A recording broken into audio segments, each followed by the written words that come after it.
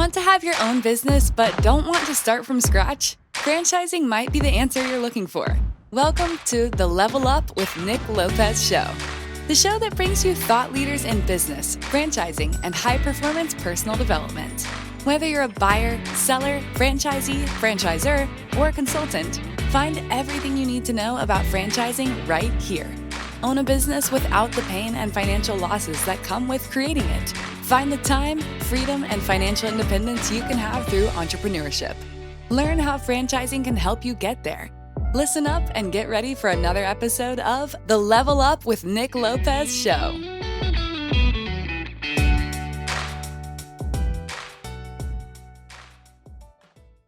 Welcome to the Level Up show with Nick Lopez, where we have the absolute pleasure of learning from thought leaders in franchising, business, and high-performance personal development. Today goes without exception. We have a talented entrepreneur, savvy franchise operator, and an incredible matchmaker with one of the world's top franchise networks in IFPG, Chris Valdes. Welcome to the show. Hey, thank you for having me, Nick. It's great to have you, Chris. This is a show just helping people level up and improve their skills as entrepreneurs, franchise owners. I'd like to get started with asking you about, your journey to become or to join the franchise space. There's a saying, as you know, franchising has a way of finding you. So, Chris, how did franchising find you? Well, I think franchising found me, at a very young age. I didn't grow up with a lot of resources. My parents were separated. My mom was a single mom raising 3 children at that time and making minimum wage. It was, humble beginnings. And so I think wanting to do better and staying motivated got me to just working hardest to earn an income. Right. Just a basic, as a bag boy, and then worked at Old Navy at one point and CVS. And then I really got into selling Cutco knives. And that's kind of where my sales journey, door-to-door sales, and that's how I paid my way through college. And throughout that journey, I've met a lot of different individuals, business owners, and I ended up landing in the medical device field at a young age. And throughout that journey, being in the medical device space, I was happy to have graduated college, and I feel like I was just doing better. That whole goal, I think I got really sucked into, trying to build wealth at a young age because I didn't come from much. Right. So I think vector marketing kind of helped, mold me and drive me to reading books and to things I really was never taught by my parents. It was more about just go to college, get a good job. And I started, saving and being frugal from a very young age. And I think I still am kind of that way today. And I found franchising in a unique way when I was in my almost mid-20s. I had colon cancer, right? So I was, one day not doing too great and got sick, didn't feel it. It was very a silent portion, but just like most people who get regular checks and check their colon and found a polyp. But in my case, it was a little bit different. And that kind of shaped my entire life. You go through your ups and downs, a little bit of depression. It's fear. You felt embarrassed. People knew about it, and it was hard to overcome that mentally. But after I started kind of continuing, I think that what changed in my mind, I was chasing that corporate dream, and I realized that dream just wasn't me anymore. That event in my life taught me how short life could be. And I wanted more. So I've always wanted to run my own business, but I didn't know how or what that idea was going to be. I was working in the medical device field, and I saw a lot of distributors, and I saw a lot of individual people have success in that field, but they were just manufacturer reps essentially. Well, my mother, who ran a cleaning business, cleaning homes, had a client who happened to be a franchise owner with Long John Silver's, and his name was Mr. Mike Kern. And I was probably most impressed with Mike because he just seemed like the average guy, just very quiet, humble. And as I started getting to meet him over time, because we're my mom's children, so we don't go to those clients' homes, we saw him a couple of times, and the guy owned 30 plus Long John Silver's. And he had a very unique story himself on how he got into doing that. And if I recall correctly, he may watch this and say that was wrong, but I think he started at a young age working for a fast food business, maybe Long John's. But either way, he ended up becoming the CEO of Yum Brands, moved to Kentucky with his family, and they ran all those divisions. So he kind of planted the seed. I was in Florida right after I had my surgery. And I talked to him. I was driving to a hospital and visiting physicians. And I was on the phone in the car with him. And he told me he should read the E-Myth book. And he started giving me advice to read. And actually on my phone, I still have the E-Myth right now. And I started reading about that. So as I started, as he was watering that, planted that seed, I started reading, and I had the fear. I probably talked to 60 plus franchise companies over the course of many years. And I always found an issue with every franchise company. I had fear of failure. I had anxiety of changing and changing careers and what other people would have thought about me. I'm working in the medical device field. I'm talking to doctors. It's more of a white collar type of industry, and it's very specialized. Getting to go to the operating room, but what are people going to think if I leave this field? Am I a failure, right? What if I fail? I wasn't married, don't have children, and I'm just betting on myself essentially. And I got to trust on what a company says. After years of going through corporate America and dealing in the medical device field, I've met a lot of talented sales representatives, managers. I realized that everyone there was just trading their time for a paycheck. And you had to do a lot of, you had to be well liked in the organization, and you had to suck up to a lot of people that, quite frankly, you just wouldn't do that in normal life just to get a pay raise or a promotion. And I just didn't feel comfortable. That's not who I was. And after getting sick, I realized that time was my most valuable asset. And if my life was so short and I was not going to be here, why am I going to spend the short time I have on this earth, working for somebody else instead of living out my best life, or at least giving myself a true opportunity, a shot to do it, to doing my own thing, which led me back into franchising. So anyways, I got into, the end of my career with the medical device industry. And I started looking into franchise opportunities. And I realized that I talked to many consultants. And what I learned when I talked to franchise consultants around the country, as I was talking to 60 plus companies over the course of 7 or 8 years, that none of them had ran a franchise. Most of them have, or if they did, it was very few. And a majority of them had never even ran a business. So I was being advised by individuals who never ran a franchise. And the person who I really pivoted most towards was that I went back to that guy named Mike, Mr. Mike Kern. And I remember what he told me. It just always stuck with me. And like, that guy is a franchise owner, right? I've seen his house. I see how he lives. And then he became the CEO of a big company, the most recognizable brands out there, some of them, right? And I was like, he was just so very humble. He didn't seem like he was like, I'm better than you. He was just always willing to teach me. So that's when I said, I want to help guide people the way that I was never guided. And that led me to want to consult individuals into looking into business opportunities. And then ultimately I consulted myself into my own franchise, which is where I'm at today with the Grout Medic. And that's kind of what led me to my journey of franchising and helping individuals out to this point today.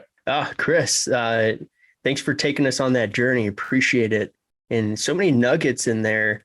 I think one of the things that you said, that you mentioned, was your own fear, right? It had led you to do so much research over all of these brands, and eventually led you to talk to many different consultants, which opened your eyes to realizing that a lot of them didn't really understand how to run a business. And so how could they ultimately consult you? I'm curious, what do you mean when you say fear? What was that like when you talk about stepping into business ownership? Could you shed some light on what your personal fear was like that held you back from pursuing a franchise? Well, the first thing is I was a single guy. And I didn't have that additional backup of capital, and I didn't want to burn through all my savings. And I did have a savings. I've always been frugal. So to this day, I still live the same way. I mean, the more I make, I spend less. And I try to invest it back into me. But I didn't want, my fear was I would lose everything that I've worked so hard for. And in the event, I got sick. So my thing was healthcare benefits from the corporation. And so quite frankly, I have better healthcare benefits than I work for any of those companies today. And that's a fact. Actually, as I sit here today on Monday, it's 8 weeks that I had my appendix taken out. So go figure, right? And my healthcare benefits really shine there. And I know because they've approved it and I've seen the bills and I've paid it and we're good. So they really, held their end of the bargain. So I'm really blessed and fortunate to have good health insurance today. But my fear of failure was running out of capital and not doing a good job. And I didn't know what I didn't know. So who was going to advise me on how to coach and guide people? Who's going to advise me on how to hire those type of individuals? Why in the world am I paying for all these royalties? What am I getting out of that as a franchise owner? Am I really just another number in a corporation making the corporate staff or the owners of that company all the wealth? And I'm just, I'm building up the brand that they built and I'm just building up their dream, no different than being an employee. And I knew that for me to guide people, that I needed to step out of my comfort zone and do it myself. I'm proud to say today that I'm happy that I made that decision. I've learned a lot about myself. Have I made errors? Yeah, I have. And do I continue to make errors? Yeah, I do. But I learn from those, but it's not a failure. It's a growth opportunity as a leader. It teaches me to be, I'm probably more patient today than I have been. I have a lot more tolerance than I ever did. And, but it also has taught me areas of weakness and my areas of strengths. I think, my faith has been probably a big thing. God has really, been a big crucial part of my life. People talk about faith and God and they believe in this or they believe in whatever, they don't believe in something. I would say I was pretty, prideful and proudful. I had a lot of pride and I was proud of what I accomplished, and getting sick completely humbled me. And I realized that in a matter of a blink of an eye, I was here and gone tomorrow. So everything that I was working towards really meant nothing. And it kind of humbled me, got me practically in the better word of saying, kind of getting you on your knees. And it taught me that really I'm just skin and bones. And today I'm still skin and bones. And I think that's what I try to help other individuals who I speak with, or Alex or Danielle, who are on my team, speak with, that we're just normal human beings. And I'm not going to be here forever. I'm here now and I'm impacting individuals today, but one day Chris Valdes won't be here anymore. And I think God shined a lot. He's taught me a lot. He's humbled me a lot. And it's hard to be kind of like, have a good attitude. And sometimes people don't show up to calls and don't respect my time, knowing that I don't even have to be on the call. It kind of gets annoying, to be honest with you.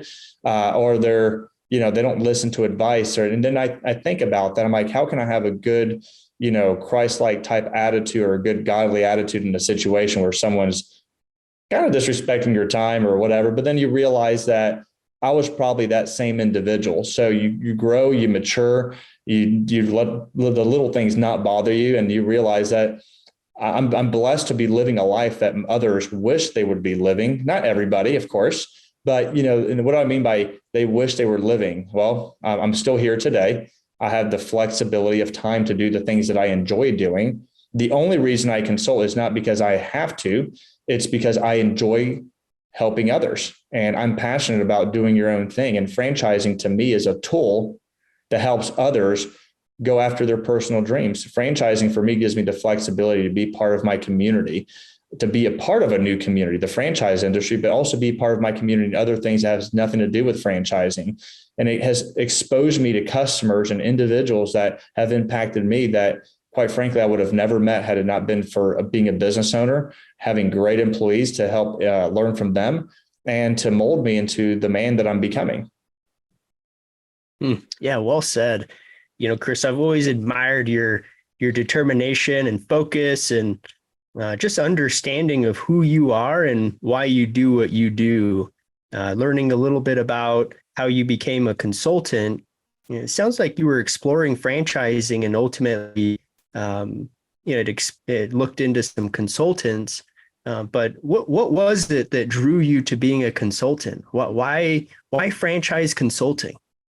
Well, The reason I wanted to be a consultant primarily is I wanted to be able to give, as accurate of an advice to individuals about franchising based on my experience, because I feel a lot of people experience fear, and I had a lot of fear. Now, there are a lot of great consultants out there too, who are franchise owners and who do know. And actually, I spoke to a young lady today, and I say young lady, she's a mature woman, and her and her husband, they run franchise, and she's a consultant, super, super nice person, knows exactly what they're doing. They're in the home service space as well.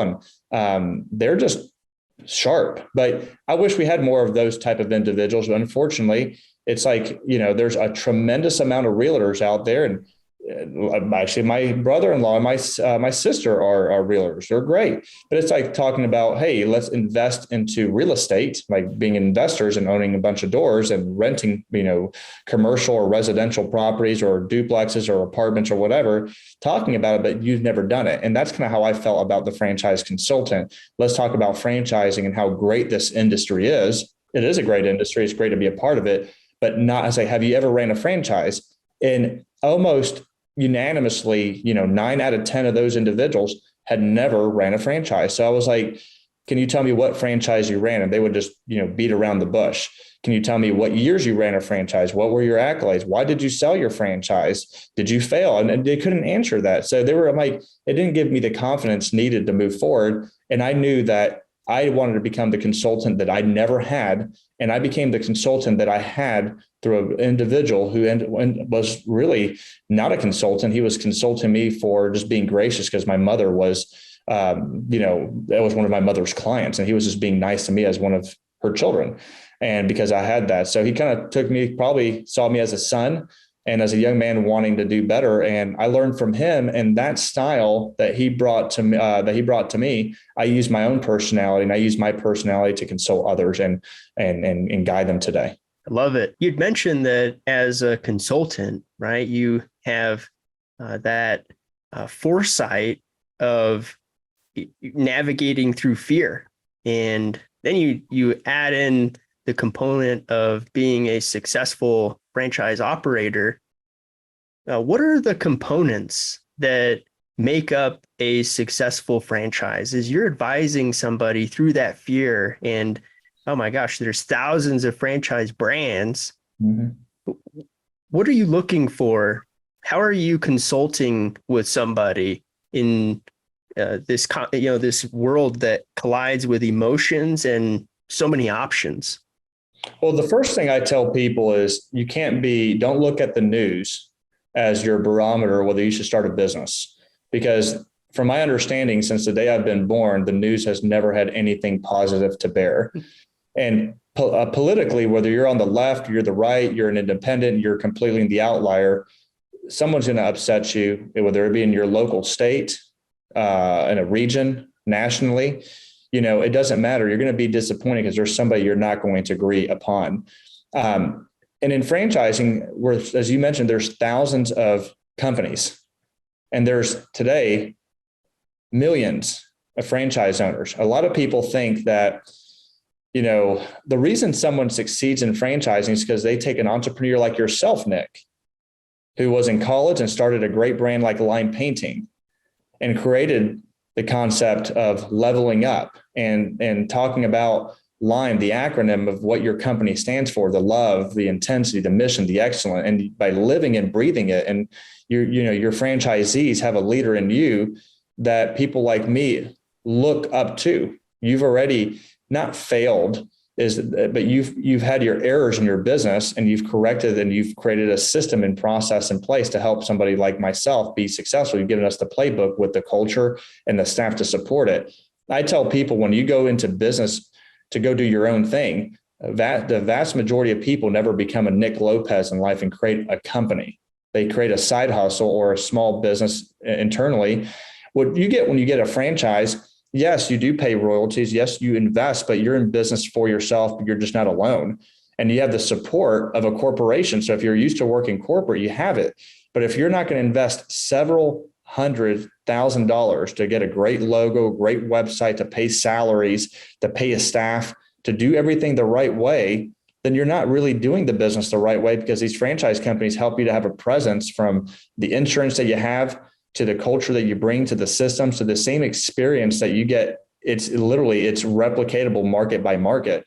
Now, while have never owned every franchise, obviously, and I don't know every concept, by speaking to CEOs like yourself or the companies internally, I have a great view to the culture. I get to go to visit some of these corporations. I get to speak with CEOs and get to know what they're doing, or their franchisees. And we get that experience. So it is part of being part of a family. And what we help individuals do is trying to find a good fit. Now, a lot of people get hammered on LinkedIn or hammered on social media about franchising. And a lot of people say that's a scam. And I can't tell you how many people I talk to who completely, you get on the phone and they shut you out. I'm like, you're shutting me out.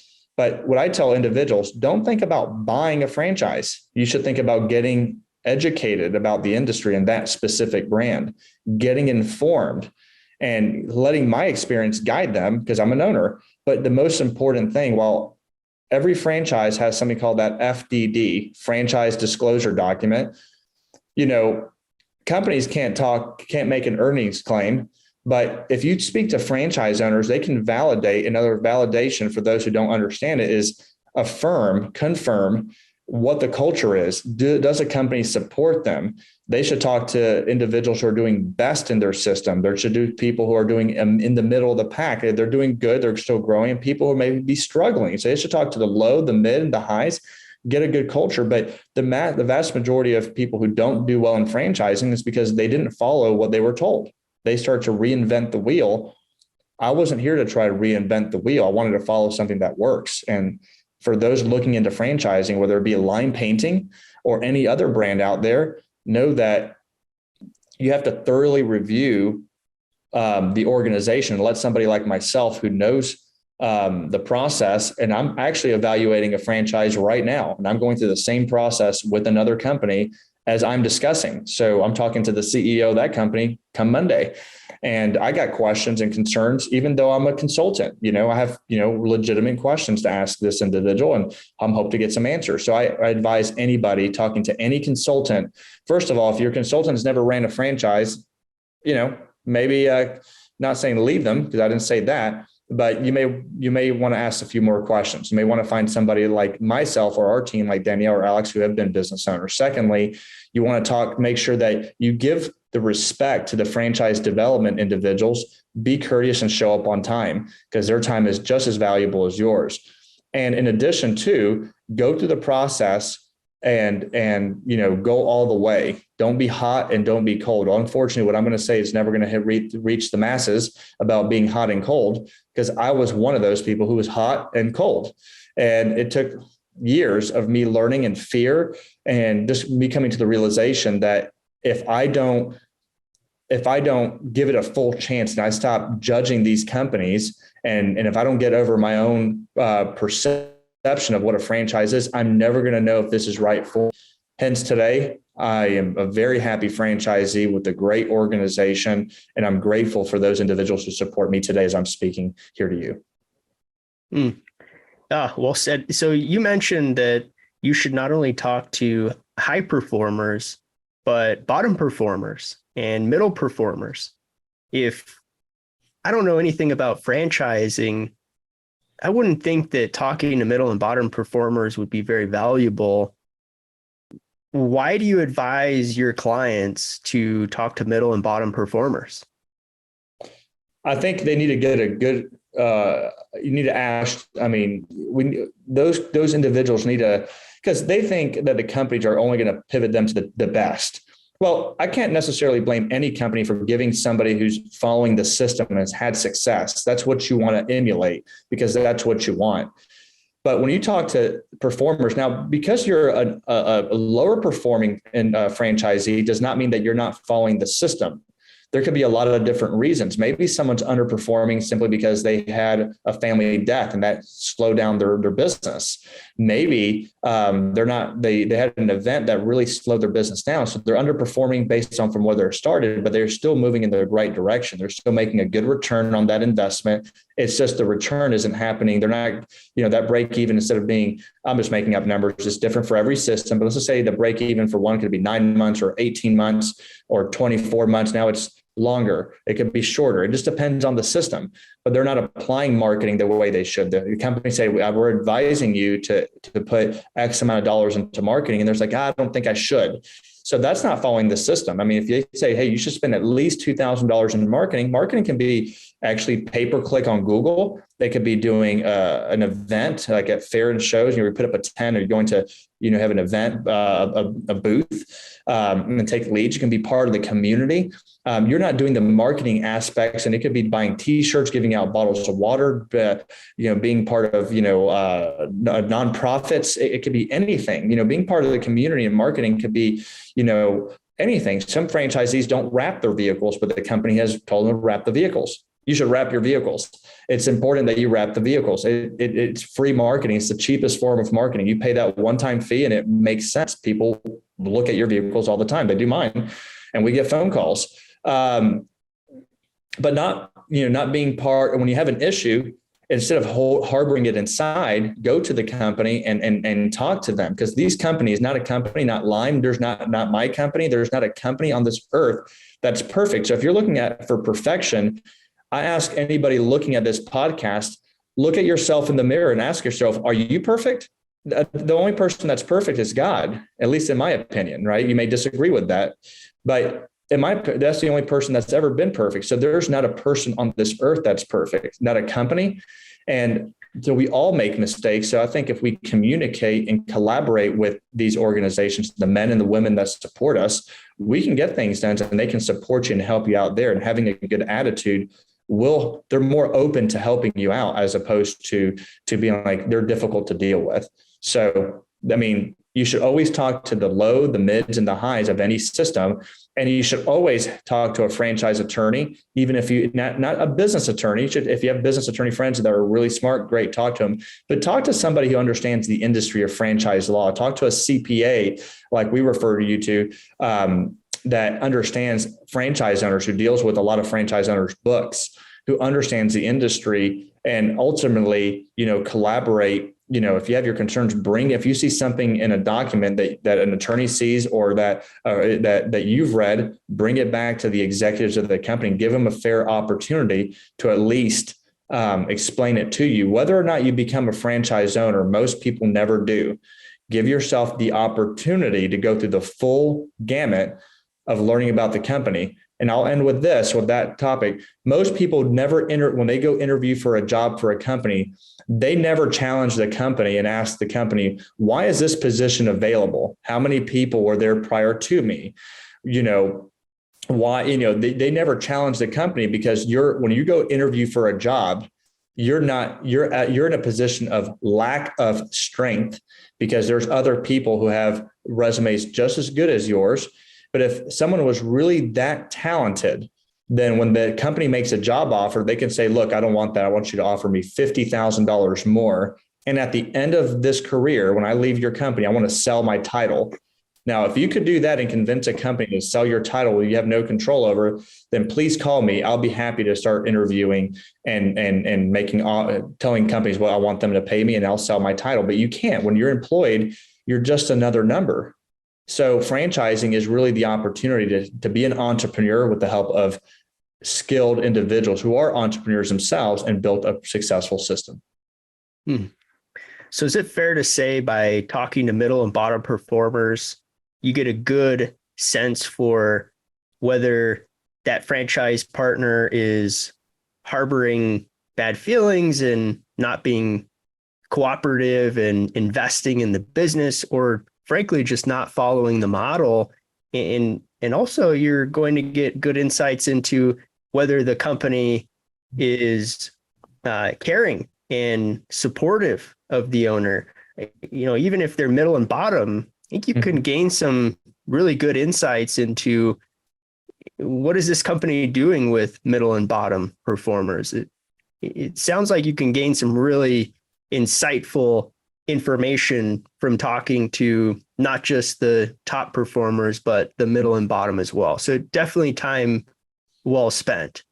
Yes, I agree with you. I think when you talk to any system, you're going to get some people who aren't happy, but the vast majority are happy. Think about it. If majority of franchise owners weren't happy, that company wouldn't be in existence, no matter how good that franchise is or thinks that they're how good they are. If they didn't have franchise owners, unfortunately, that company would be non-existent unless they wanted to convert from a franchise to a corporation. They run everything. So it's important that everyone understands that when they talk to a franchise system, probably the vast majority of the people are going to be content on the direction that they're heading. And that, yeah, could they want to do, who doesn't want to make more money and do more in revenue and just do better? Everyone does. Maybe the business is growing a little slower for a variety of reasons. But the same way with a corporation, non-franchise, you can work for some of the biggest companies that's ever existed on this planet. Ask people if they're happy. There's people inevitably they're unhappy. What about people who work for the U.S. government? Do you think every military service member or man or woman is happy with their role? Probably not, but they can't say anything because it's a different role. But they're probably not always happy. But probably the majority of them are grateful, are content. They've learned something, and maybe where they're not always happy, that the overall experience is that, I'm really fortunate from what I've learned. And I think that's what you'll notice from franchise owners. I've learned a tremendous amount that I didn't know about business. And I think most franchisees will be candid and say, I couldn't have done this without the help of the franchisor and the staff that supports them every single day. So as a franchise owner with Grout Medic, how have you leveled up in terms of connecting with the high performers in the system? I'm sure they are giving you best practices, tips, tricks to execute on the business. Can you share a little bit about, how you've leaned on top performers within your franchise system? Absolutely. And that's one thing when you're in business for yourself and by yourself, no one cares if you're successful because you're on it, but you're in it by yourself. But when you're in a franchise system like myself, and I need to ask, I've called the top performers on things I just didn't know. They're jobs that I just didn't have no clue what I was doing, or like a very challenging situation.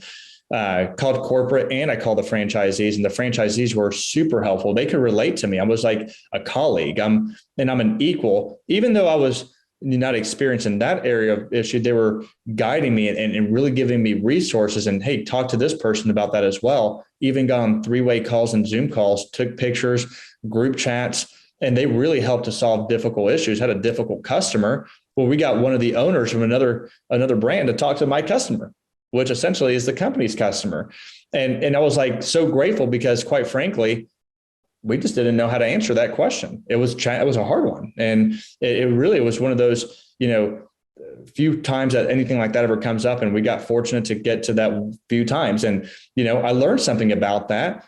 And, it is. And it was regarding marble. So tile is one thing, marble, and that's a whole different level of conversation and the materials you need and what products will damage a very expensive piece of marble. And, especially when things are imported from Italy or from another country and the customer, you mess that up, there's not a whole lot you could say about that. So, you got to be very careful and, thank God for the franchise owners that were the partners who were guiding me and gave up their time to help me. And you know how much money they made? Nothing off of that. They gave me advice. And now when people call me, we offer the same advice to them. Mm-hmm. Yeah, putting your hand back as others have done for you. That's definitely one of my favorite parts about franchising is the community and the collaboration. It's so powerful. And personally, I also read E-Myth Revisited. That attracted me to franchising. And what really hit it for me was this idea of being in business with other business owners. And living that out has just been incredible. But even more so, watching franchise partners collaborate with one another and help each other get better. That has been just really special to live out. So, I want to change gears a little bit. I know that you are a man of faith. You've mentioned it several times, and clearly you have a deep, rich background in franchising and in consulting and personally operating a franchise, how do you think your faith makes you a better leader, a better entrepreneur? How do you incorporate your faith into your day-to-day? I think my faith brings me into my day to day because it helps to humble me every single day, because I wouldn't have anything that I have, large or small, if it wasn't for God. I think it's helped me to, with my attitude, with pride, with the way I interact with employees, with customers, with candidates, with staff. And it's easy to get heated. It's easy to want to retaliate and like, no, that's not how you do it, and say something just because, or, it teaches you to be patient, to listen, to other people. But I think faith kind of holds me accountable, because if I'm saying I have faith and I believe in God and I have a faith that I'm a part of, then people are also going to hold me accountable based upon that faith. And they're going to hold me accountable to what I'm saying. Now, everyone watching this, understand that I'm just as human as anybody else. I still make mistakes and I will continue to make mistakes, and I am not perfect. It just helps me to know every day that I wake up with a purpose that's much greater than Chris Valdes, than Horizon Consulting Partners, than the Grout Medic, than the industry of franchising.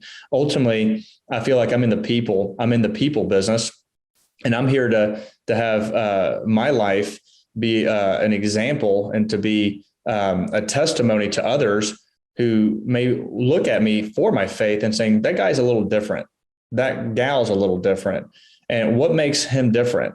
And hopefully that spurts up a conversation to where my personal experiences and my previous habits compared to my current habits, we can have that conversation one day. Because honestly, I wouldn't be here. I wouldn't be here if it wasn't for God. I was not doing very well in my early 20s when I didn't know I was sick and I got sick. So I think faith, it's difficult because I'm of a different mindset, and I focus on my goals and I go towards it. And I think I'm more open to risk today than I was before, but I'm also more open to risk because even through all my challenges in life, I've never missed a plate of food. I've always, despite my, for the most part, I've always been healthy, and, we're all going to die of something anyway, whether it's, cancer, whether it's, a car wreck, whether it's a heart attack, but ultimately we all of our hearts stop at some point. So, we'll have this chapter that I'm building, this book that I'm building on my life. I got the chapters that show that when you read about me, says he was completely not perfect. And if you continue reading my chapter of today that I'm writing, I'm still not perfect. But if I have a Christ-like attitude and I try to help others and help them to achieve, a balance in their life, because maybe they're depressed, maybe they're going through a difficult marriage right now, maybe they've been I don't know, maybe they're they have mental health issues, or they're on substance abuse, right, or alcohol, or something that's challenging. I can't relate to all those issues, but I can be here as somebody to help listen, console you, and to guide you, because what we do is not all about franchising. That's what you hear me talk about. It's a lot greater than just franchising. Franchising is a tool to help me to achieve my goals long term. So much of business is not even the tactics and the strategy. Mm-hmm. It's the mental part. It's the individual that's owning and executing the business. Mm-hmm. It's a saying in sports, right? It's 80% mental, 20% physical, and thus is high performance. It is tough. And life comes, and there are different chapters and seasons, and at the end of the day, you still have a business to operate and run. I think we live in a world today where we're constantly marketed on through technology, media, fancy cars. I could have a lot nicer things than I do today because God's blessed me from a point to where I could afford that and afford nicer things. but it really doesn't matter. When I die, I don't take any of it with me. I think it's important to bless others, to be giving, the relationships that you foster. And, for me, it's never been about the riches. It's at one point it was. If most people are like, I want to be rich, I want to have all these. And yes, there's nothing wrong with having wealth, but I think I made wealth and becoming great, my God, like my main focus, like who I was. I don't think me becoming great is so important to me. I don't want to be famous. I want to be stable. I want to have time. I want to have what most people have. And, a good mental health, a good physical health. I want to have a nice balance, but it's not about driving the biggest home or the fanciest. Now, if I had it, great. If I had the nicest cars, great. If I had the most expensive materials, watches, pens, clothing, great. If I ate the best foods, great. But how many of those people today are suffering without food? People in Ukraine, the things that we're seeing on the news, how sad. I think people like us who are so fortunate, I think our job is to help bless others in need. And I think that's what business ownership gives you. It removes you from being the focal point, and it makes you you become the last person. And I think that's what leadership is. You're the first, but last person in anything. A leader always puts themselves last, but a leader should never ask of their people to do something that they're not willing to do. And I think too many leaders today talk about success, but I don't know too many CEOs, big CEOs of massive Fortune 500, Fortune 100 companies come down from that seat. And now we do see a lot of nice programs on TV, and they make a nice TV show out of it. But when's the last time that some of these corporate executives, franchising, non-franchising, ever step from that top seat and ever come down and talk to their lowest level employees and met them where they're at today? And I don't know too many people who do that. I think being a leader, in my opinion, is you're the first person. You're the very first person at the back of the line, but you're leading that group from the very front, and you help mold people. And that's really my opinion on that. Yeah, one of the things that you mentioned about your faith was the humility that it gives you, and putting you second, not first. It's not about you. First and foremost, it's about your relationship with Christ and Christ being first. So your faith puts you in a position where you're immediately second. And business ownership requires that. It requires selflessness, whether you're serving your employees, you're serving your customers, or just the community at large. And it's not required, but my goodness, does it make for some ingredients for success. Being selfless as a leader sets you apart, and it definitely levels you up to be a successful business owner. Chris, I've seen you live out those values, and I've definitely appreciated it. So thank you for that. Chris, I'm curious, why do you love franchising so much? I think,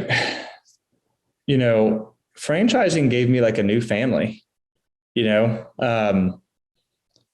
When I was growing up, it was like, go to college. I have a sibling who went to dental school, and, my father just amplified the medical business, go become a doctor. If you're not a doctor, you're pretty much on the very bottom. Right. And, I felt pressured, and I liked medicine. Actually, I just felt a lot of pressure, like I wasn't meeting the standard of my own parent. My mother was never that. My mother was always more about your faith, right? It wasn't about going to school. It's important to go to school, but values. My mom was more about my values, and my father was more about, greatness and career and, titles and the money. And, he wanted stability. He wanted what was best for me, but it was more that. At least that's my opinion. If he watched this, he may disagree. And when I came to franchising, I felt that it's such a host of people, that you have so many entrepreneurs in one industry, and people who all want the same thing. They just want to, everyone in franchising, whether it's, famous people who own, or investor groups who own thousands of, Wendy's or Taco Bells, they want a return on their investment. They want a brand. They want to be part of something greater than just themselves. If investors, all these private equity groups who invest in these, if they didn't want to be part of something that's, a great brand, they wouldn't invest into it. So we all desire to be part of something, to be connected to something, because loneliness is miserable. We all desire human contact. And I think that's what the franchise industry has done with me. It's been able to connect me with people, incredible individuals. If you're a candidate watching me right now, looking at this video and never have spoken to me, and you will speak to me because you'll click on my link and, get on my calendar or talk to me or Danielle, you're it. You're exactly what motivates me every single day, because I was in your shoes some way, maybe not 100%, but I was looking for what's next. And the industry has taught me that, from people who are, great in the industry to just a person answering the phones. I'm so grateful for the men and women of this industry and who have believed in the entrepreneurs like yourself, Nick. I mean, you built a company. I mean, I'm in the presence of a CEO that has humbled me, and we've been able to build a relationship. So I know you've made a lot about talking about me, but we really should be talking about you and what you've done for the community, for the lives that you've impacted. There's 80 locations of Lime around the country. Is that correct? And correct me if I'm wrong. Is that right? Yep. How many franchise owners do you have today? 39. 39 franchise owners. You're a father, and talk about how faith has impacted your company. Like, how has that impacted you and to where you're at today? Oh, it starts there. Starts with faith. I call it my 4 F's, right? Faith, family, friends, and franchising. And it's in that order, right? And when I'm in my faith, I'm totally there. Clearly my family, my friends, but my goodness, when I'm in franchising, I'm completely obsessed, and it starts there. I have 4 kids and a life in a world outside of franchising. But they all come together, they all intertwine. And I love franchising personally because it gives me that entrepreneurial bug that I have that I want, and the time, the freedom, the flexibility. And so all of that coming together is just a lifestyle, right? I call it the Lime life, the Lime way, right? The Lime fam. But, love, Lime stands for love, integrity, mission, excellence, very much a values-based company. I'm very much a values-based or individual. Mm-hmm. And so those principles and clearly having an understanding of who you are and where your baselines are, I mean, that's where success starts. And that's where success comes from, knowing who you are, and in moments of success and moments where maybe they're not so bright, but you can't lose yourself or where you're going.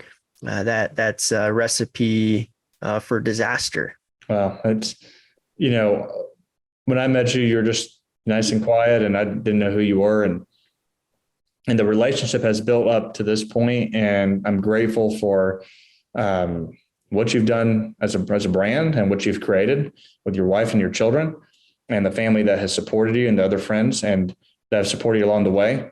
For the franchisees that I've met last December in training, and to see how they have flourished as I follow them on social media and see how that they just have completely grown, how the staff has grown, how the vision has grown, and the challenges that you have faced this year. And as you and I have talked, and challenges that I've even faced this year as well that you know about. And, just having somebody, a brother in Christ, a mentor in the industry and in the business, and somebody that I'm proud to represent. And when I bring people your way and they hear about Lime, I'm proud. I mean, I think at first that's part of the industry. I get to really get to know the companies, and at least I try to. At least, do I know every company? No, there's too many. But I focus on a nice core group of companies. But your mission statement, your logo, your culture, what you stand for is like no other company that I've seen. There's few and far beyond in this world, and especially in this industry. So thanks for being true to yourself. Thank you for leveling up, as you would say. And thank you for even giving me the opportunity to be on your podcast and share a little bit about my experience. And through my eyes and my lens, I'm able to share with others who may be watching this podcast that hopefully the goal isn't about franchising. The goal is to follow your passions in life.